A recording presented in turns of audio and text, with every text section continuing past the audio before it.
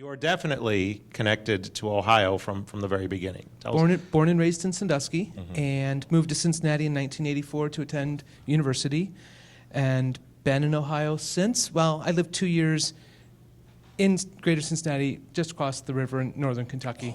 Okay. So, I didn't get too far. Okay. But now I am moving to D.C. And that's, well, we'll get to that in a moment later today. And now you've got the book, which is great. The book. Love Wins. Correct. Sold the movie rights to the book before the book was written. There you go.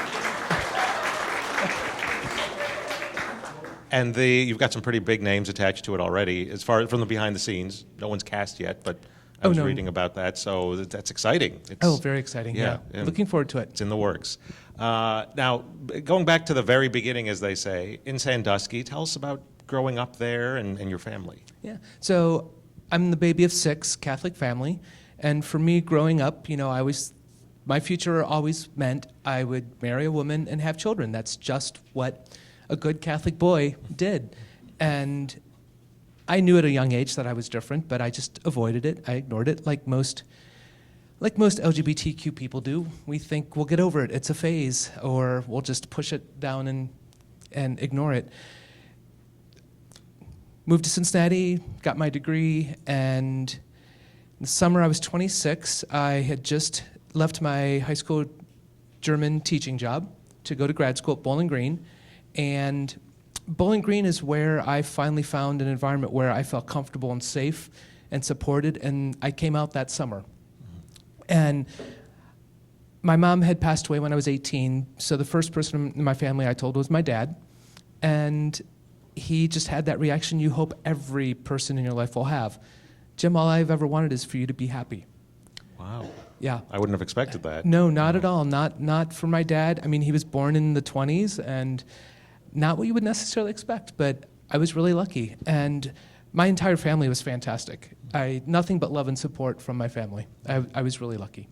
Absolutely. And then about that time, or maybe a little later, a fateful series of evenings in the early 90s. Maybe you can tell us about that. Correct. Meeting John. So before I came out, I was down in Cincinnati. This might be before I left for grad school. I forget when it actually happened. But I was out with a friend, and we went to a bar near the university where we attended. And his fraternity brother, John, was at the bar. And we were introduced, and it was just one group of friends meeting another group of friends, and nothing happened. A couple months later, by that point, I'd come out. And I was out with my friend Kevin again, and we went back to that same bar, and John was at the bar again. We were introduced a second time, or ran into each other a second time, and again, nothing happened. Later that year, the holidays came around, I was back in Cincinnati, and by that point, Kevin and John were housemates, and John was throwing a New Year's Eve party, and Kevin invited me to the party. So I went to the party, and I never left. So John and I always joked it wasn't love at first sight for us, it was love at third sight. And it worked out. It did. And but he wasn't sure if he wasn't sure about you, but he wasn't sure if he was a good fit for you. Oh, absolutely. Correct? Yeah. No, he pushed back. He dated a lot, an awful lot, and not very successfully. And I think in some ways John felt like he was unable to be loved. And I think a lot of that was rooted in his relationship with his dad, and then all of these not so good relationships that he had with the guys that he dated. So he wasn't all that excited about, he wasn't convinced that I was thinking clearly when I said, let's give this a try. So he pushed back a little bit, but I said, no, let's see what happens. All we can do is give it a try. Yeah. And it was long distance for a while, was it not? Correct. I was still, at that point, I was still in the Bowling Green program, but I was living in Tiffin and working at Tiffin University as an assistantship.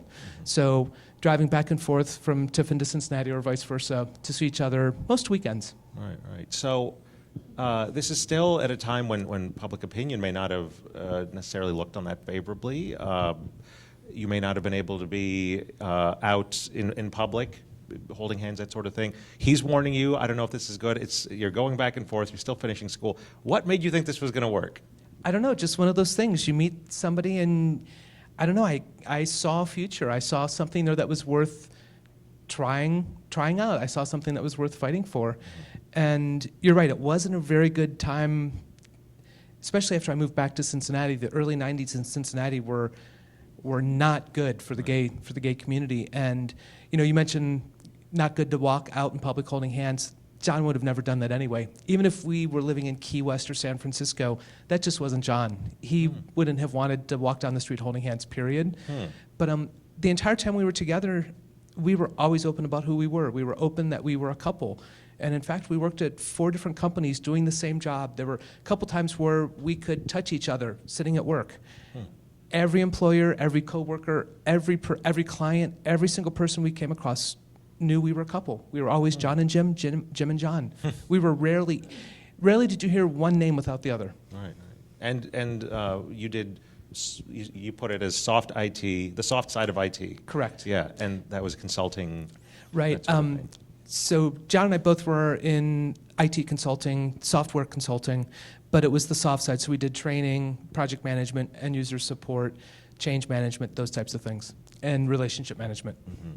So once you're in the same city finally, you're living together, you're able to be out, you've got a job together, just talk about what was daily life like?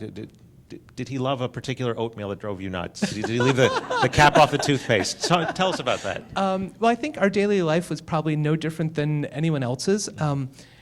What did I do that annoyed him? What did he do that annoyed me?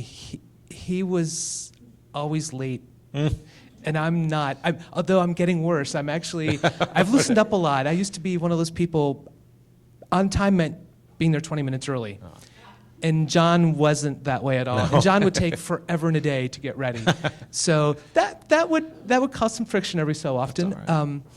And I don't know, he was just this incredibly well-spoken, charming, witty, funny, snarky guy. And just the most amazing person when it came to building relationships. I mean, I just think about all the times we would walk into a store. There's a store in German Village in Columbus. And we walked in and started talking with the saleswoman. And that was it. We went in for a visit, bought some stuff. We were there about a year later. The same saleswoman is there. And of course, I don't even remember it's the same saleswoman. John does. And he picks up on the conversation that they had started a year previously. Wow. He had this amazing gift, this amazing talent for connecting with people and making people feel like they mattered. And when he was talking to them, they were the only people that existed. He was just so incredibly good at that. Wow. Is it the two of you feel like that rubbed off on you somewhat? It did. I know in our almost 21 years together, I can admit I was lazy. We'd go into social situations and I would let John be John. And I would just sit back and just let him go. Right. And I think if he saw me now, watching me walk into these situations where I'm meeting people I've never met before, and I'm these big events, talking to people and going out to dinners and all of that stuff, I think he would really laugh because I'm suddenly doing what he always did. So I figure he definitely rubbed off on me in that respect. Absolutely. And by the way, you mentioned German Village and being a German teacher. It's Obergefell, okay? Well, not really. It's not? Obergefell. The stress is on the O. The stress is on the O. Obergefell. When we met last year, I didn't pick up on the nuance. I'm sorry. All right. Oh, please don't apologize. I've had Obergefell. almost 50 years of people mispronouncing it. I don't care. It's okay. Jim's a whole lot easier. Jim. And I got close. You did, yes. absolutely. John Arthur is easy. Yes. So that's why I always used his name for dinner reservations and everything else. I do that too, yeah. Same. You can't spell Kabir. I just say Sarah. Put it under Sarah. Tell me, as far as John's background, he also grew up went to school in Cincinnati and whatnot. Yeah, his parents were both from northern Kentucky, right across the river from Cincinnati. And John and his brother were both born in Chicago because his dad went to graduate school at the University of Chicago. And when John was 7, they moved back to Cincinnati. So he really grew up in an east side suburb of Cincinnati. And went to the University of Cincinnati just like I did. And we had loads of friends in common while we were in school, but we never met each other. But it was also in a university class, urban lobbying, where he made a decision he would always live within the city limits of Cincinnati. He fell in love he loved Cincinnati, and this class just had such an impact on him. He made a commitment he would always live within the city limits of Cincinnati. And we did our entire 21 years together. Wow, pretty. And in the same place? No. Same no, let's see. Dwelling or home? Or? When we first got together, John was living with 5 friends in a house his mom rented for him so that he wasn't getting in the way of her sex life. Okay. And then we bought one house, we sold that, bought another house, we sold that, bought a condo. When he was diagnosed, that condo was 2 levels and the building wasn't very handicap friendly. So we sold that and bought another condo. Right. And that was, 2011 when he was diagnosed? 2011, yeah, early that year, I'd say January, I noticed when he was walking, it sounded different. His gait had changed, and it was like his foot was slapping, and we thought it was a pulled muscle, maybe a sprained ankle, but it didn't go away. So finally convinced him, you've got to start seeing a doctor about this. So he went to our family doctor, which turned into lots of tests, then one neurologist, a second neurologist, and a third neurologist. And in June of 2011, they all concurred, ALS. And it was only a couple more years after that, correct? Yeah, typically with ALS, the prognosis is 2 to 5 years. So he was diagnosed in June of 2011, and he passed away in October of 2013. And just before that, tell us what happened. Yeah, so in March of 2013, he started hospice care, and it was at-home hospice care. So I was his full-time caregiver, other than about 5 hours a week when the nurses visited. And on June 26th of that year, 2013, we were watching the news when the Windsor decision was handed down by the Supreme Court. And the Windsor decision struck down part of the Defense of Marriage Act. And the Supreme Court, in essence, said now the federal government has to recognize lawful same-sex marriages for federal benefits, so for taxes and all of those other federal things. And when that decision came out, I just leaned over, hugged and kissed John. He was in his hospital bed, leaned over, hugged him and kissed him and said, let's get married. And as you know, in 2004, Ohio passed that state constitutional amendment that said marriage is only between one man and one woman, so I couldn't put him in his wheelchair and take him 6 blocks to our courthouse. We had to figure out where to go. So I started researching various states, settled on Maryland because Maryland was one state that would allow one person to appear in person to apply for the marriage license. And that made things easier because most states require both people and then there's a waiting period. So this way I could fly and get the marriage license in advance, come home, and then we could simply go to Maryland and get married. But we had to figure out how to do it. And I wasn't going to put him in an ambulance because that would have been punishing on him physically, and he couldn't fly commercially. So our only option really was to charter a medical jet. Let me tell you, those are not cheap at all. So, but you know how it is. People say it isn't necessarily what you know, it's whom you know. So I went to Facebook and I just posted something, say, hey, does anyone know someone, a pilot, someone who works for a charter company? I was just looking for a connection thinking, okay, we can cover this, we can pay for this, but maybe we can get a discount. And our family and friends just immediately started commenting, sorry, Jim, we don't know anyone, but you and John deserve to get married, and we want to help make it happen, so please accept this gift of cash.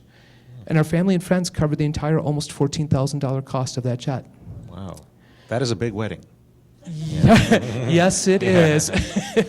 So we boarded this medical jet, and it was 2 pilots, a nurse, John and I, and John's Aunt Paulette. And John always credited Aunt Paulette, we call her Aunt Tootie, Aunt Tootie. He always credited her with saving his life because he did not have a very good relationship with his dad. And Aunt Tootie was that one person, you know, his mom was there for him as well, but you know, sometimes you need someone outside of your mom and dad. And Aunt Tootie was the person he could always rely on. She loved him unconditionally, was always there for him anytime he needed her, and he always said that she saved his life, he had no doubt. And she told us years earlier, she said, you know guys, if you can ever get married, I want to be the one to do it. So she went online and clicked the ordain me button. And she did that 8 years, I think it was, before we got married. So she was a lot more optimistic than we were. Wow, yeah. So we boarded this jet, we flew to Baltimore Washington International Airport, we landed, parked on the tarmac, and got married. And it was the happiest moment of our lives because we could finally make our promises, our commitments to each other public and legal. And that was all we wanted. We simply wanted our government to say we exist. We had no plans to do anything else. All we wanted to do was say, I do, have the federal government say, all right, you do exist. And then live out John's remaining days as husband and husband. Right. That's all we wanted to do. Right. And you flew back, you had the paperwork, and if you had been 16-year-olds, Ohio would have said, well, you're allowed to get married in that state at age 16, go ahead. If Or you'd been first cousins. I was going to say. But you ran into what kicked off all of this. Right. Yeah. So, again, we had no thought, no plans whatsoever to file any type of a lawsuit. And we got married on a Thursday, and that weekend our local newspaper did a story on us. One of our former neighbors is a journalist. She was on the editorial board, and she decided she really wanted the paper to progress, and she convinced them, we need to get behind the marriage equality fight and support it. So she did a story on us, and it came out online on Saturday. So that Saturday, friends of ours were at a party, and they ran into a friend of theirs who's a civil rights attorney. And our story came up in conversation. And Al, the civil rights attorney, asked them, well, do you think John and Jim might be willing to meet me? I would love to talk to them. Mm-hmm. So they got in touch, and John and I discussed it, and we said, okay, sure, come over. So we got married on Thursday. On Tuesday, Al came to our condo, and he did the one thing that changed our lives and is really what led to all of this happening. He pulled out a blank Ohio death certificate. And he said, now guys, I'm sure you haven't thought about this, because who thinks about a death certificate when you've just gotten married? But do you understand that when John dies, his last official record as a person will be incorrect? Ohio will say he's unmarried, and Jim, your name won't be there as surviving spouse. As you can imagine, that broke our hearts, but I think more importantly, it made us angry. So Al said, I have some ideas around what we could do based on the Windsor decision, and based on exactly what you said, Kabir. In Ohio will not issue marriage licenses to someone who's underage or to first cousins. But other states do. So if an underage couple gets married in another state legally, or first cousins get married in another state, they move to Ohio, and Ohio automatically approves and recognizes that marriage. So Al realized this, and based on the Windsor decision, he came up with a strategy to attack the state constitutional amendment. So that was Tuesday. Mm-hmm. We filed our case in federal district court on Friday. On Monday, 11 days after we got married, I was in that courtroom for the hearing. And at 5 o'clock that day, the judge ruled in our favor. Wow. Yeah, so... That's the end of the book, right? That's it. We're done. So then, well, there was a number of cases already along similar lines, Michigan, Tennessee, right, and that. There were other cases, Yeah. Other cases for the right to marry, Mm-hmm. the right to have lawful marriages recognized. Adoption. So there were all these cases, Ohio, Kentucky, Tennessee, Michigan, as well as across the country. And that summer, that next year, all of those cases, marriage equality was winning. Every single one. Federal courts, appeals courts, marriage equality was winning. So we filed the suit, we won, and within a few months, or maybe even faster than that, I lose track, Al filed a second case. Mm-hmm. And that second case was all around birth certificates. So he had 3 couples in Cincinnati, Kelly and Kelly, Pam and Nicole, Brittany and Brittany, and a couple in New York, Joe and Rob, who adopted in Ohio. They all sued the state of Ohio to say, our kids deserve accurate birth certificates listing both of us as their parents. Mm-hmm. To not do that puts our kids at risk, and it also puts the two of us as parents at risk. So he filed that case. Mm-hmm. And then so we won.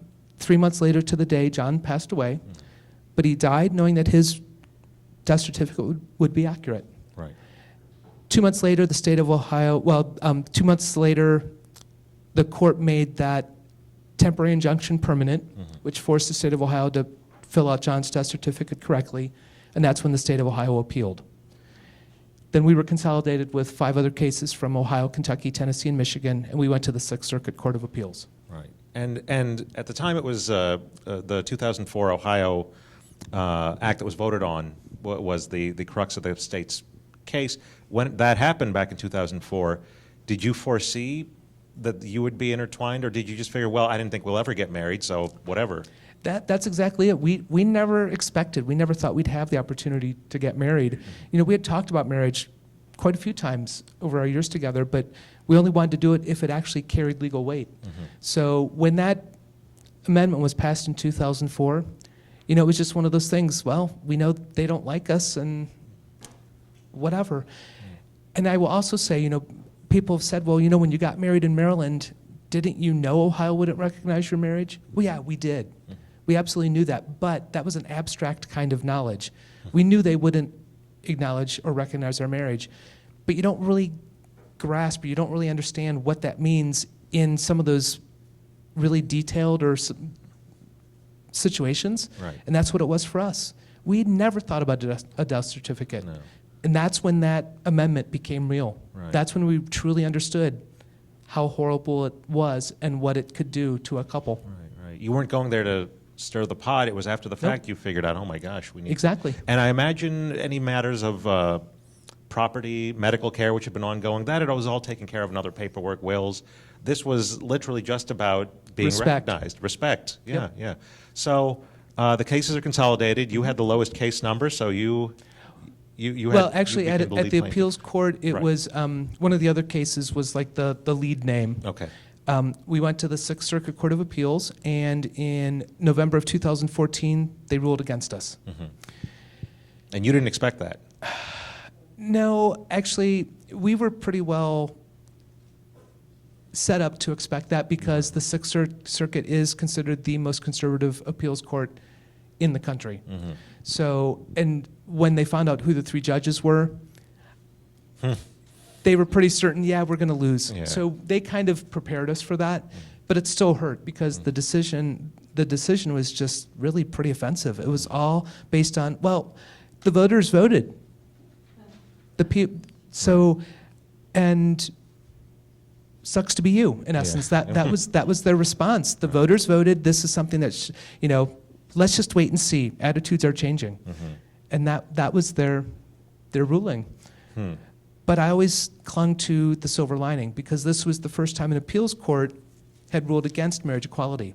Every other appeals court had ruled in favor of marriage equality. So it set up that split, and we had to rely on the silver lining, and this is what I clung to. Well, now that we have a split, maybe this means the Supreme Court will actually step in and settle this once and for all. Right, right. And you've cited a quote, and I'll butcher it, about the majority voting. Oh, yeah. This is the one thing I remember most from the very first hearing when the state of Ohio, you know, said, well, the people voted on it. 3.3 million people voted for this amendment, and I'm paraphrasing, but Al, our attorney, he immediately replied to the judge to say, we know the surest way to abridge the rights of a minority is to allow the majority to vote on it. I will always remember that because to me, that is the perfect response to anytime someone says, well, the people voted on it. Well, just because they voted on it doesn't make it right or constitutional. Right, right. So going into the Supreme Court, and throughout the book, there's Aunt Tootie, there's Al, who is very the opposite of what you would expect in an attorney. Your friends funding the trip, even your father being so understanding and loving towards you. Do you feel like you were just incredibly lucky and that was on your side going into the Supreme Court? Oh, absolutely. Yeah. You know, the momentum was out there. I mean, it was almost like a tidal wave of positive rulings and movement towards marriage equality. You know, every single poll, nationwide opinion, poll, yeah. showed public opinion in favor of marriage equality. So the fact that we lost at the Sixth Circuit, we applied cert with the Supreme Court, and I was pretty hopeful, but I think a big part of that is I tend to just be an optimistic person. John was, and that rubbed off even more on me because he was always a glasses half full kind of person. So I concentrated on that, and honestly, once the Supreme Court accepted it, I couldn't let myself waste any energy or time or thought considering the possibility that they would rule against us. Right. It was just too scary to think about that. And so you're in the Supreme Court, and essentially 3 hours of your life has put you in the history books for eternity. Talk about what happened during the hearing, the 3 hours of testimony in April. Yeah, so April 28th of last year, they set aside 2.5 hours for the arguments, and there were 2 questions. 1, does the Constitution require the right to marry? 2, does it require the right to recognition of lawful out-of-state marriages? So it was split into 2. They gave an hour and a half for the right to marry argument and an hour for the right to recognition argument. And something I learned about the Supreme Court, which I didn't know, they don't automatically set aside seats for plaintiffs. Plaintiffs don't really matter in some ways in the Supreme Court. It's all about the attorneys. So it wasn't until about a week before that the Supreme Court said, okay, yes, we are going to set aside seats for everyone, for the 30-some plaintiffs, but you have to decide, do you want to be in that courtroom for the hour and a half argument for the right to marry or the hour for the right to recognition, not for the whole 2.5 hours. Now, I was lucky because I had a relationship with an organization that actually got line standers for me and Aunt Tootie. So we were in the courtroom, but out in the public seats. And I wanted Tootie there with me because, to me, that felt like John was there.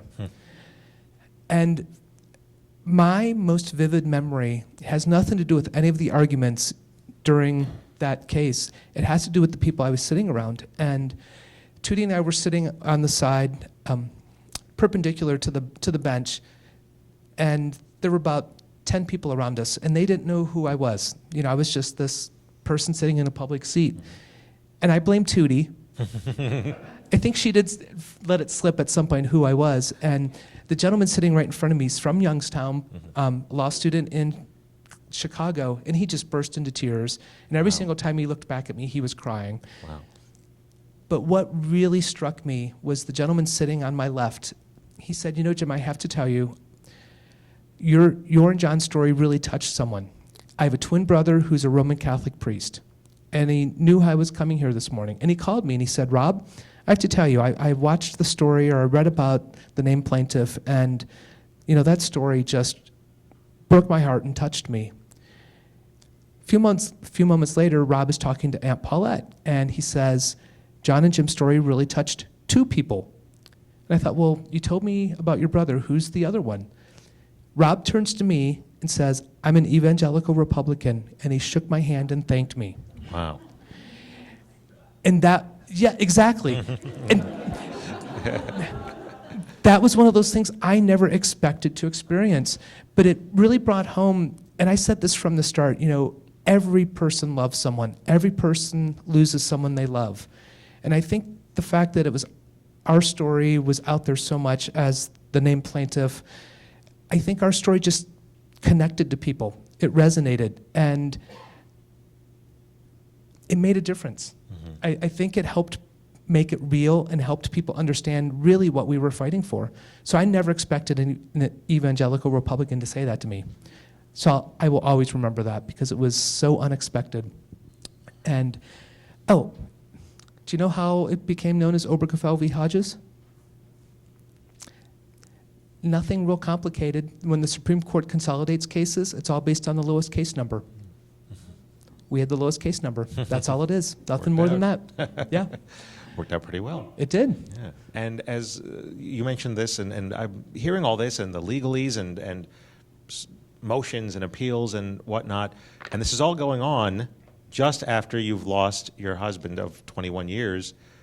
Was this your grieving process? Did you have to take time afterwards? Did it help to have this to throw yourself into? Absolutely. I know without a doubt that being able to talk about John pretty much every single day, talk about our marriage, our relationship, and to fight for something really important helped my grieving process. I know even today, I'd be a different person right now if I hadn't gone through this. I think I'd still be stuck pretty far deep in my grief. So it was really a gift to me that I had that opportunity, and it absolutely helped me heal. And being there in the courtroom, and now the Attorney General, Mike DeWine, he didn't handle the case. Correct. It was his assistant, Yes. which sets up an interesting conflict personally for them. Yes. Yeah. So the very first hearing, the Assistant Attorney General who argued on the state's behalf, I love this scene in the book, but she actually wanted to stand up in court when she got there that morning. She's like, you know, I really just feel like standing up in court and saying, Bridget Kuntz here on the wrong side of the courtroom. because she believes in marriage equality. And for her, it was a challenging position to be put into because personally, she believed in it, but professionally, her job was to defend that law for the state of Ohio. So she was really in a bad spot. Sure. And since then, the Attorney General is not, he's enforced it. Since then, he hasn't appealed it, I don't think, or anything like that. So were you surprised at how, I don't want to say easy this was, but how easily it was accepted after it took about 2 months for the decision to finally come out? Yeah, I was a little surprised at how smoothly it happened here in Ohio. I just expected there to be more pushback, because Mike DeWine absolutely fought this tooth and nail from the start, and I thought there might be some issues.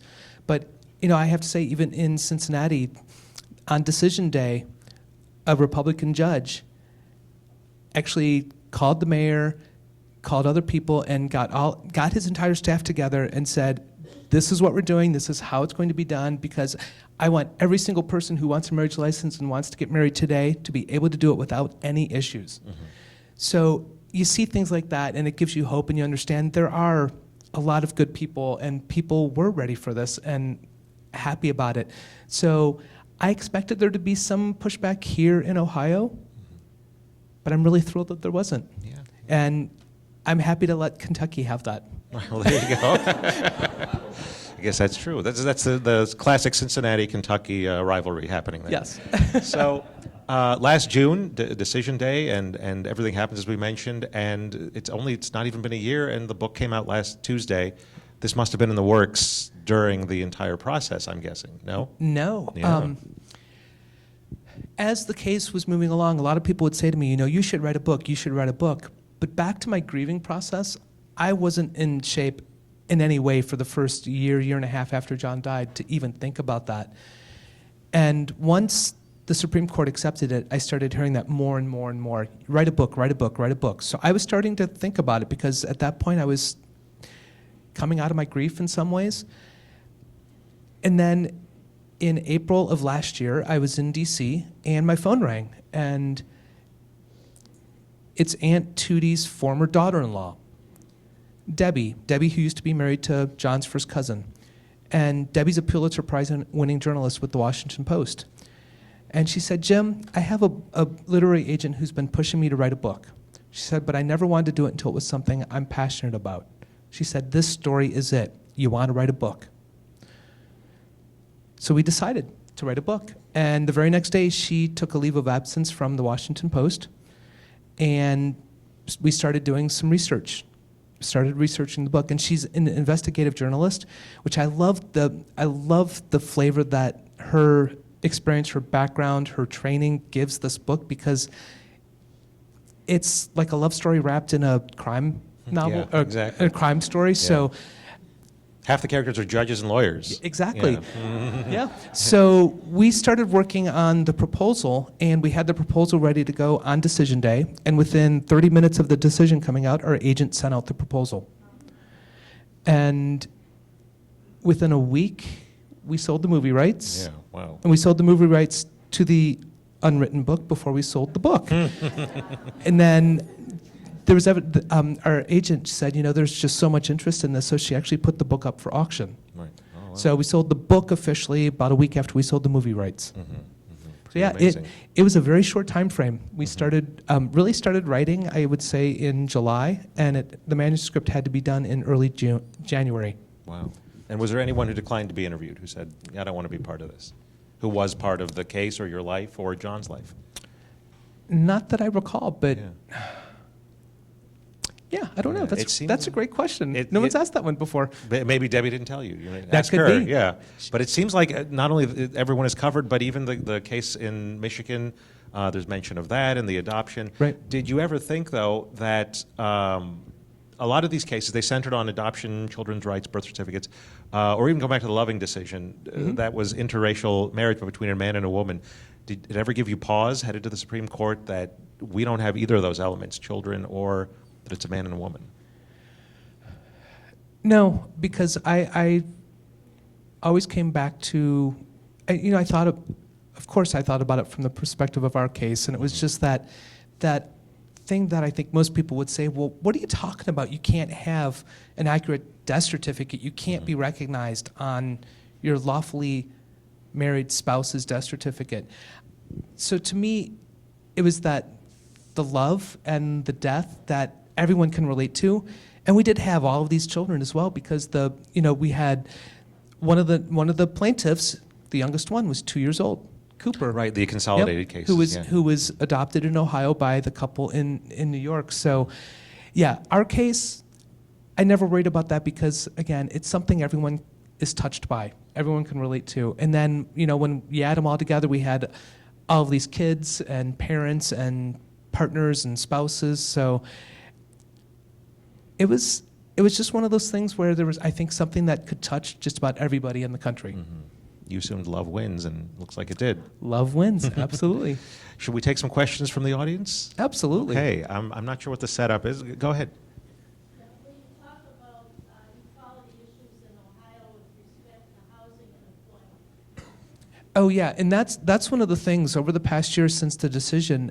I've had to correct quite a few people across the country. So many people, once this decision came down, they're like, "Oh, well, you've won gay rights. It's over. The fight's over. You're equal Americans." No, I'm sorry, we're not yet, because in too many places across the country, Ohio included, a couple can exercise their constitutional right to marry, put up a photo at work or post a photo on Facebook, and suddenly lose their job, lose their home. So there's a lot of work left to be done. Employment, housing, jury service. There's so many things, so many ways in which our community can still be discriminated against. So for me, I look at what we can do to impact that. The one thing we can do to have the most wide-ranging impact and to fix that is to update the 1964 Civil Rights Act. So the Equality Act has been proposed, and that would update that Civil Rights Act to include sexual orientation and gender identity. And that would, not that it's going to stop all of that, but it puts in place legal protection. So I've had the chance to lobby on Capitol Hill for that. I will continue fighting for that, because that is one thing that we can do that will have the most wide-ranging effect on our community. Yes? So tonight, Lakewood City Council, according to Equality Ohio, is voting on a non-discriminatory legislation. And for some of us who have been in this process of E-Flag, I noticed that. And so I sort of said to myself, there's 15 municipalities that have passed this non-discrimination legislation. What would it be like for Hudson, Ohio to do the same thing? I think it'd be pretty darn nice.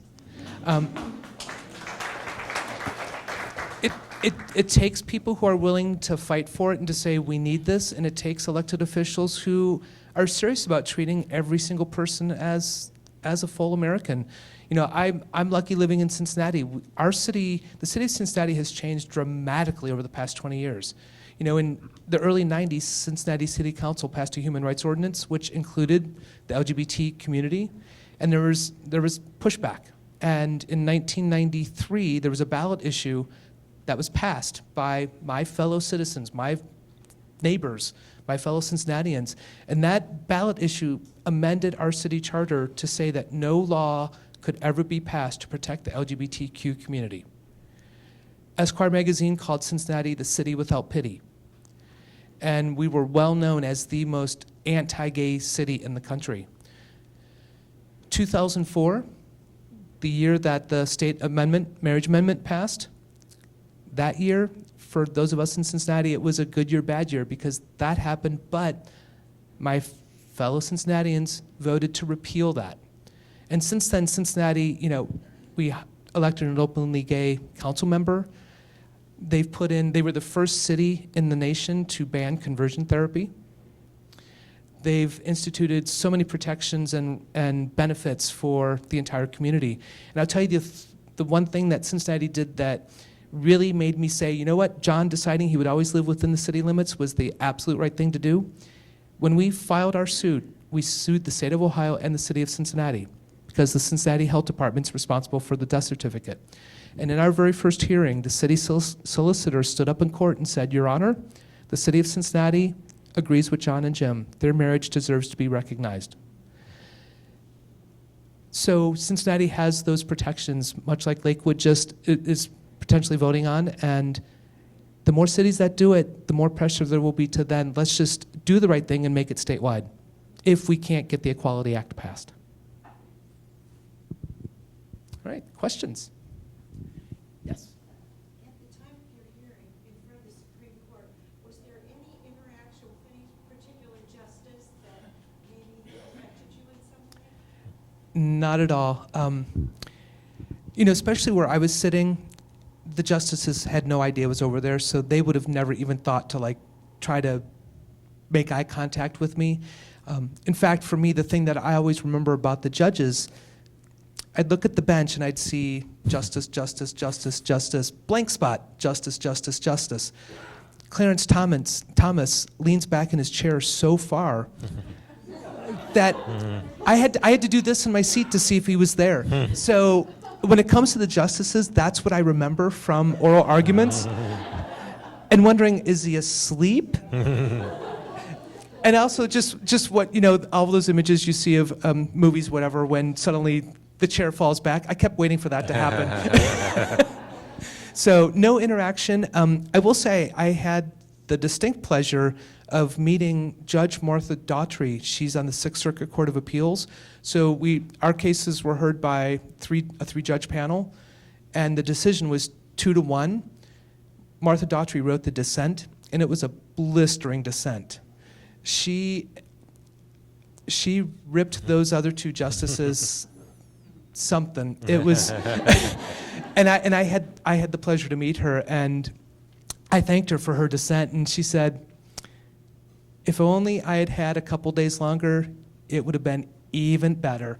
So, and she's a really interesting character in the book, and we actually got to talk with her, and she talked with us, and Judge Black, the federal judge who gave us our first win, they both spoke with Debbie, and great interview, and I won't say that they didn't necessarily break protocol, but they were pretty open and honest and forthcoming with what the cases meant to them and their thought process. So that's one of the things I really love about the book. I mean, Debbie said from the start, she's like, we need to make this as big as we can. It isn't just about you and John, never was, and then, because there were more than 30 other plaintiffs, and we made that decision to include justices and the attorney and Al, and the city of Cincinnati is as well a character in the book.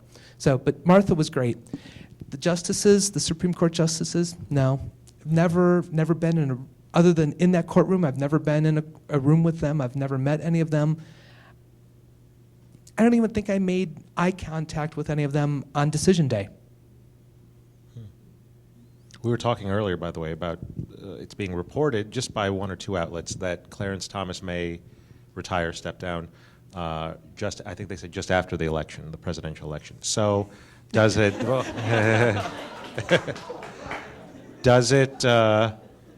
this is just because he's the youngest. No, I'm kidding. I don't even think he's the youngest anymore. But does it give you pause considering the Affordable Care Act, gun rights, gun control? Those have been issues in the presidential campaign that they will be changed or affected or turned over by, depending on who ends up in the White House.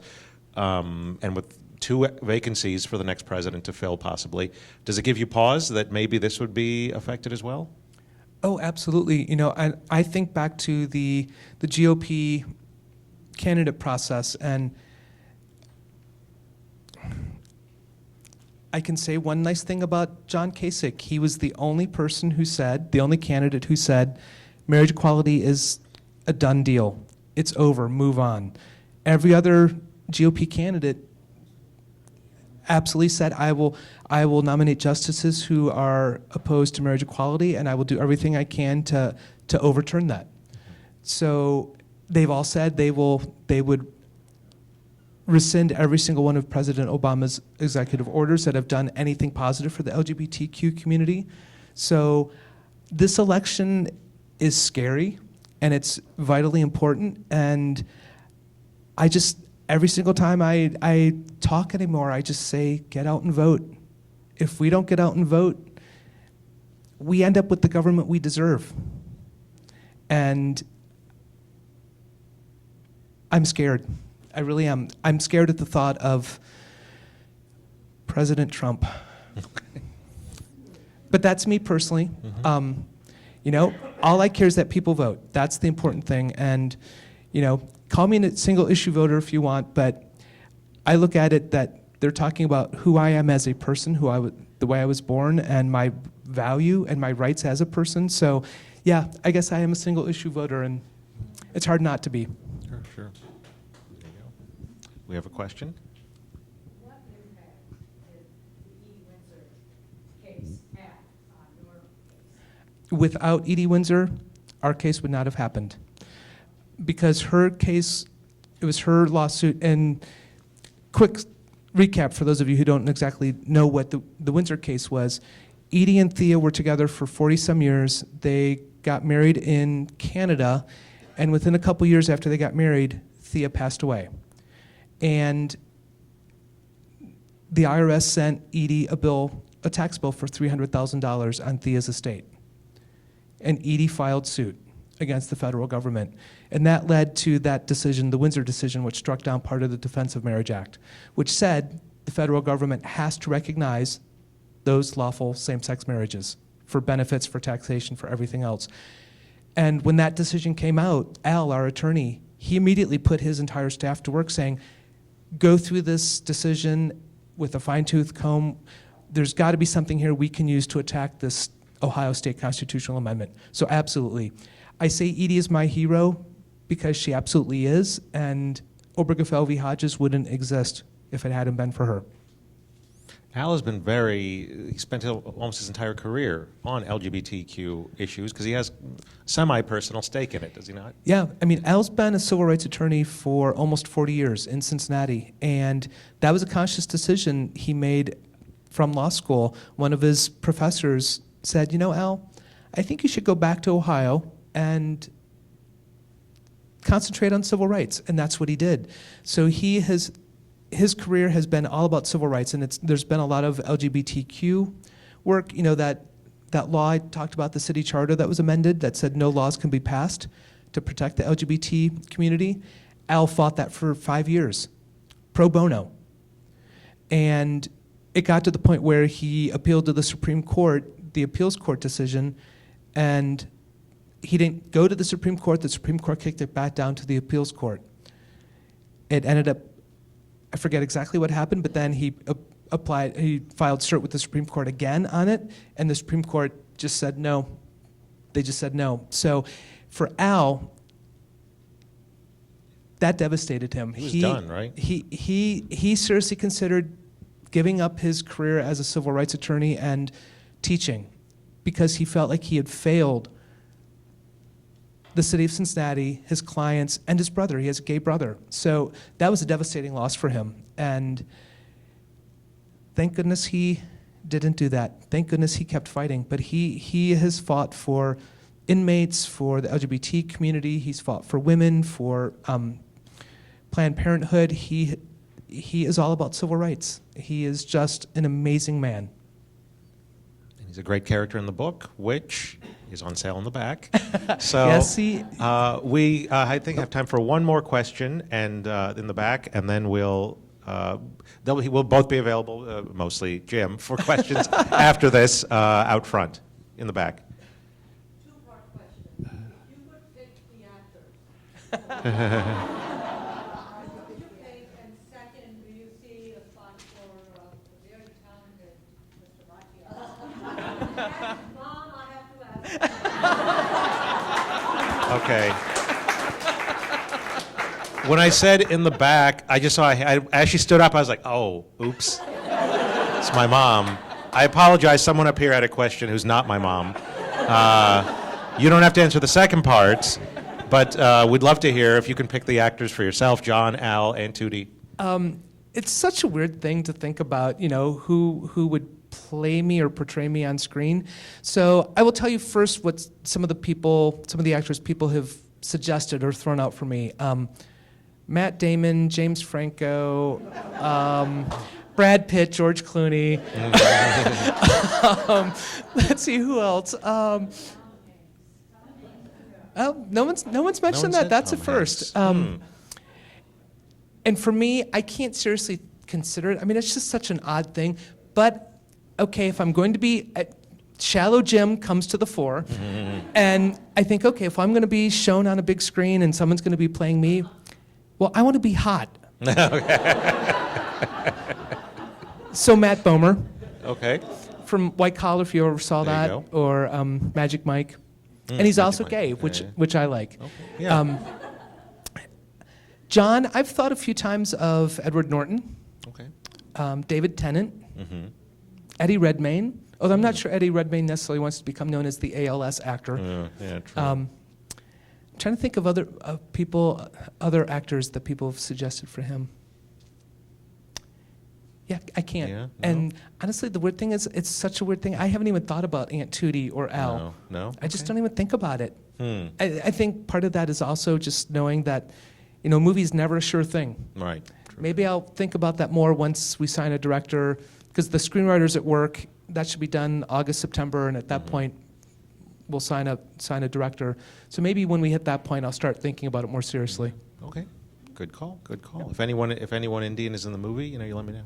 I'm right here. And all I care is that whoever it is, they just need to be the best actors possible to bring heart and soul to the movie. That's the most important thing to me. Absolutely. Maybe And if Clarence they're Thomas hot, will be and if available. they're hot, that If makes me they're happy. hot. Well, excellent. Well, thank you so much for everything. Oh, we have something. So do you have a death certificate framed somewhere maybe in your house? No, I can't imagine ever framing it. No, I don't think so. But I do have, actually I have a whole stack of them, because when John died and the funeral director said, so Jim, how many death certificates do you want? I'm like, I don't know, how many can I get? Because I honestly thought, I don't know what the state's going to do. And, you mentioned earlier, if I can say one good thing about ALS is that it's coming. And you have time to plan, you have time to do those legal things, those financial things. So we had taken care of pretty much everything where I really wasn't going to need death certificates, but I always fear, something where it's going to come up. So I'm give me 20. But I'll tell you the strange thing on his death certificates, one thing that differs on his death certificate from the birth certificates on the other case, on the birth certificates, it lists both parents, so Pam and Nicole on one, Kelly and Kelly, but there's an asterisk. And they type something at the bottom that says, pending outcome of whatever. So, they got these birth certificates with both names, but with that kind of kick in the rear from the state with an asterisk. John's death certificate never had that. But I honestly wondered, once when the appeals court ruled against us, many times I found myself opening the mailbox wondering, is there going to be an amended death certificate in my mailbox today? Yeah. Never happened. Never happened. So I have them safe at home, but yeah, I've framed other things from this whole amazing experience, but that's not one I'll frame. I can imagine. Well, thank you very much for coming to Hudson. It was great having you. Thrilled to be here.